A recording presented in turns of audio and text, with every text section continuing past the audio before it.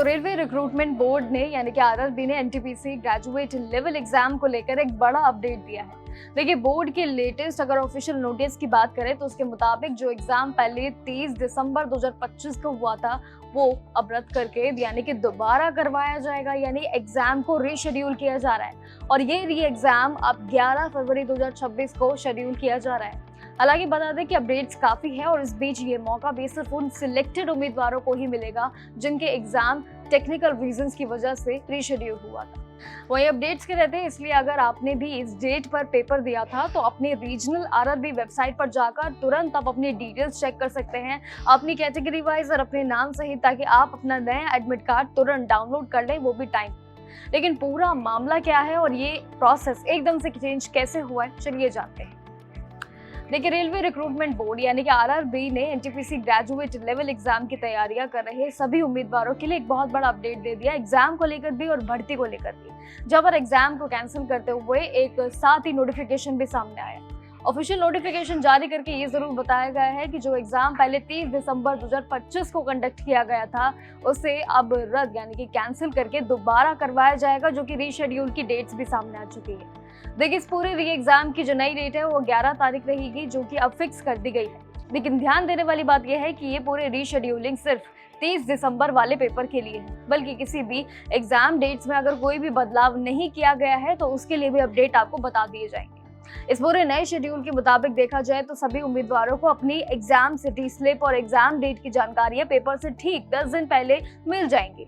लेकिन ये भी समझ लीजिए कि आप एक जो तारीख है यानी कि 1/7/2026 ये आसपास ही चेक करते रहिएगा, ताकि आप अपडेट्स के साथ बने रहे। साथ ही SC ST और देखा जाए सभी उम्मीदवार अपना ट्रैवल अथॉरिटी पास भी उसी वक्त डाउनलोड भी कर पाएंगे जैसे ही प्रोसेस आपका चालू होता रहेगा।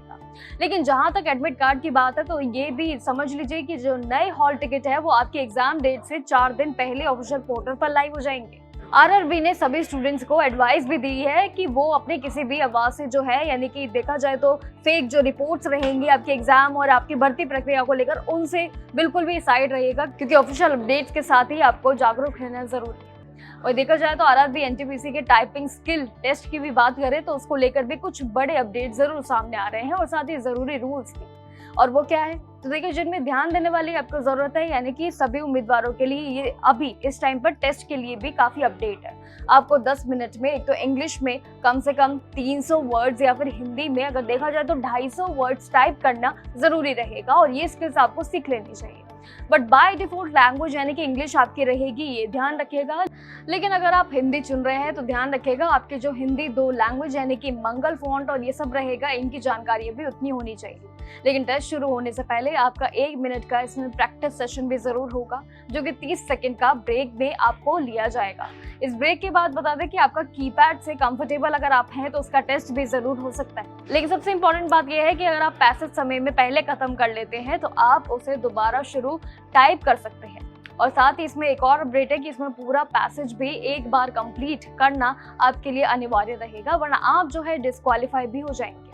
ये सभी रूल्स को आपने समझना है। साथ ही इसके लिए लेटेस्ट अपडेट के साथ भी आरआरबी के ऑफिशियल वेबसाइट पर बने रहिएगा, क्योंकि कभी भी आपके लिए अपडेट चेंज हो सकती है और इन सभी अपडेट्स के लिए आपको ऑफिशियल यानी कि रीजनल वेबसाइट पर एक्टिव रहना है और साथ ही हमारी जानकारी के साथ बाकी जानकारियों के लिए बने रहिए और देखते रहिए जागरूक जोश। नमस्कार।